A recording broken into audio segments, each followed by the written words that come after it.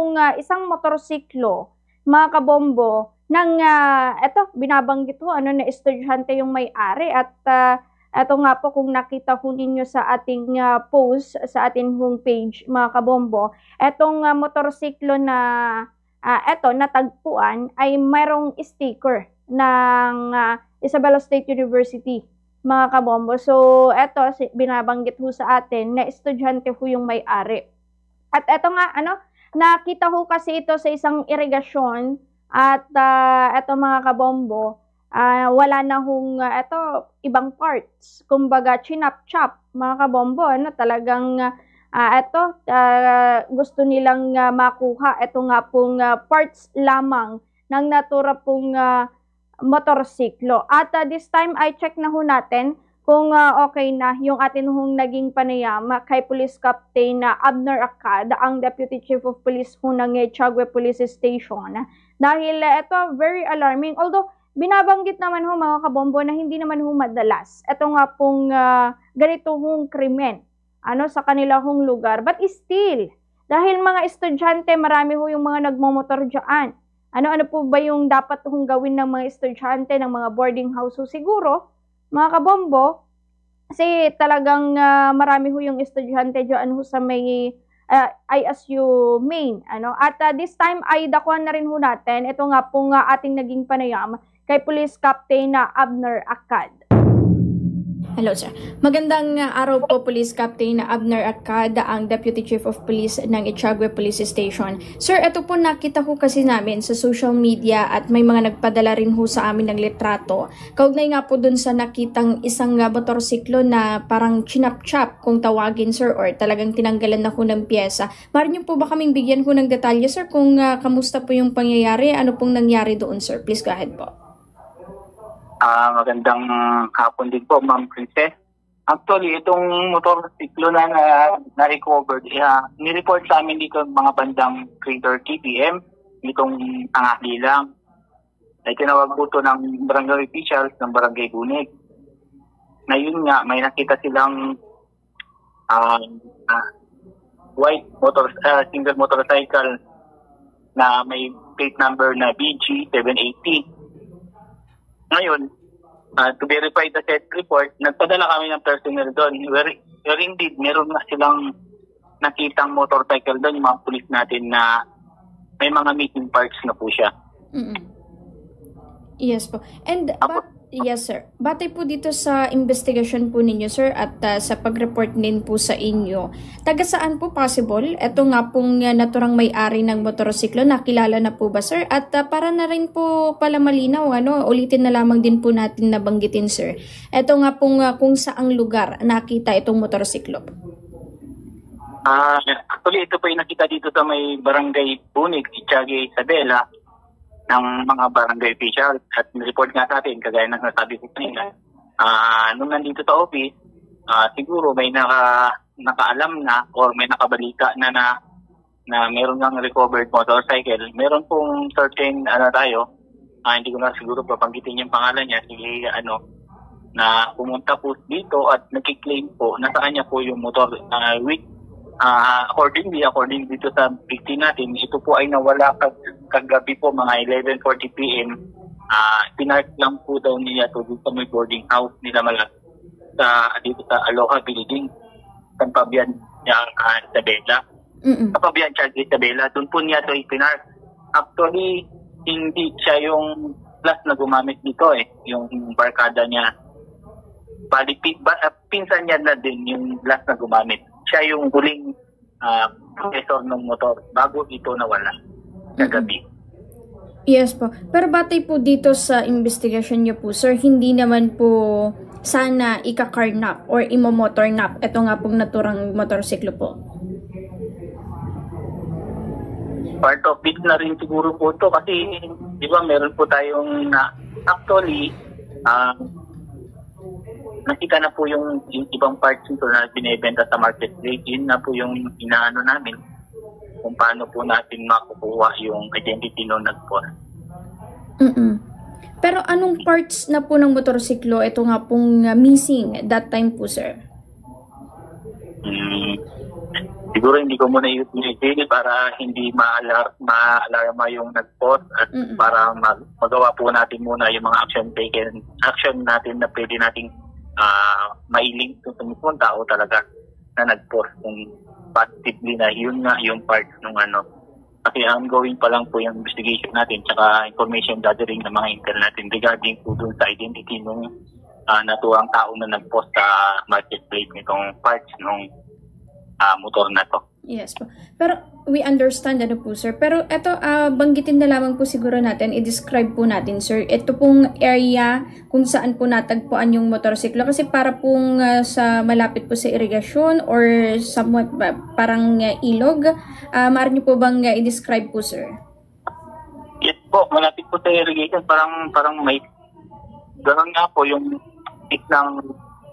ng pinagka-recoveran ng motor sa mga malapit sa irrigation. Sinasadyang itinago po dun. Pero ito po sir, is it the first time po na makapagtala po ng ganito hong insidente dyan po sa may Echagüe, Isabela this year?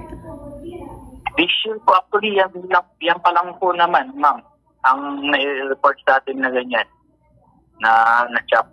Nakuha ng ibang parts yung motor, tsaka iniwan din mismo kung saan dito din sa area natin, kung saan nila kinuha, nilayo lang nila ng konti. Yun nga po, doon nila tinago para hindi siguro agad ma-recover yung motor. Pero sa pagtaya nyo sir, mga ilang individual yung gumawa po nito? Possible? Malamang dalawa to kasi at may mga karanasan sa pagkukumpuli ng mga motosiklo. Kasi gano'n nga, kinuha lang nila yung mga mamahalin pyesa nung motor at iniwan na yung ibang part. Pero ano po pala yung ginagawang hakbang na po ngayon? Although nababanggit nyo na rin po kanina yung ilan sa mga ginagawang hakbang ng PNP Echagüe. Pero this time po sir, baka pwede po nating banggitin ulit. Ano po yung ginagawa po ninyong hakbang para po maiwasan if ever eto nga pong ganito pong pangyayari po? Actually, ma'am, ito kasi ma'am, kung ang ano dito, naiwan yung susi ng motor, kaya sinakyan niya. So, hindi naman po natin aakalain talaga na kininakaw yung motor kasi may nakalit kung tinutulak niya. Pwede natin pitahin bakit niya tinutulak at kung paano naman yung motor, di ba? Yes. Ito kasi parang normal lang din siya na motorista. Kaya paalala na lang sa mga motorista natin, huwag yung limutan yung susi o kumari i-park nyo dun sa may CCTV. Actually, may CCTV footage naman, nire-review pa lang din natin para i-enhance pa lang yung para ma-identify yung mukha ng suspect natin. Isa na lamang po siguro sir, linawin ko lang po, estudyante itong may-ari po ng motorsiklo? Estudyante po itong bata. Yes po. Yan mga kabombado yung atin hong naging panayam kay Police Captain Abner Acad, ang Deputy Chief of Police nito nga pong Echagüe Police Station. At tingnan nyo mga kabombo, talagang ito gumagawa ko ng paraan itong ilan para ko kumita or para ko magkapera. Imagine, yung isa hong motorsiklo na binaklas, chinap-chap, mga kabombo na makikita ho sa irigasyon, yun ho'y pinagbibili, binibenta sa marketplace. Saan ho kayang marketplace yan, mga kabombo? Check nyo, baka mamaya yung mga naghahanap ho ng pyesa ng motor dyan, baka mabili ho ninyo yan. Abay, check ho ninyo, mga kabombo. Kasi, kung babalikan naman ho natin, yung pagpapahayag ho ni Police Captain Abner Acad, talagang hindi raw ho siya yung last na gumamit. Ito nga pong may-ari ng motorsiklo, hindi raw ho siya yung last na gumamit. Kasi ginamit pa raw ho ng kaibigan niya. Ang masaklap, naiwan ho yung susi, kaya talagang sinamantala na. Mga kabombo, kita nyo man lang, estudyante, pedete, biktima, indanaya. Mga kabombo, talagang kung gipit, sa patalim kumakapit, kunadan. Huwag naman ho ganun. Lumaban naman ho sana ng patas, yung mga, especially, may lakas nga kayong mag-drive, may lakas nga ho kayong baklasin yung pyesa ho ng motorsiklo, for sure may lakas din ho kayo para magtrabaho. Ano? Wag naman ho yung ganun na eto, porket nakita nyo, hindi sa inyo, pero eto, pagsasamantalahan po ninyo. Although, yun po talaga ang problema. Yun po talaga ang problema ng, at maging eto nga pong Highway Patrol Group, mga kabombo, talagang sinasabi mo nila na ang carnapping, motor napping, ay madalas hong mangyari. Dahil, naiiwan ho yung susi ng motorsiklo, or pinapagamit ho sa ibang tao yung kanilang motor. Although hindi ko po binabanggit, hindi ko po sinasabi na huwag niyong ipahiram sa inyong mga kaibigan ito nga pong mga motor ninyo. Ang sinasabi ko lamang, of course, intindihin din ho natin, na ipahiram ninyo yung motor niyo kapag kilalang kilala niyo yung tao. At pagsabihan po ninyo yung manghihiram na after gamitin, or like for example, mamamalengke lang siya sa isang public market or sa market, mga kabombo, kapag iiwan niya yung motor, make sure na tinanggal niya yung susi. Para ho maiwasan, ito nga pong motor napping or car napping. Dagiti da dumatay, baga daman siguro nga, kasano nga no kiles, kuna na, amoy day, awanti susi nga, gananan, mga kabombo.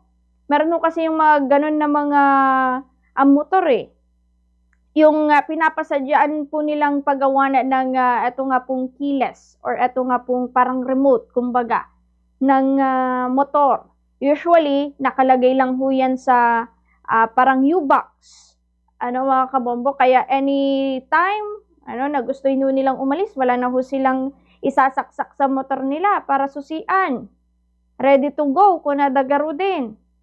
Pero mag-ingat ho kayo, lalong-lalo na ho sa mga gumagamit ng keyless na ito nga pong mga motor kasi iniiwasan nga po yung pagkakatala ng kaparehas na insidente.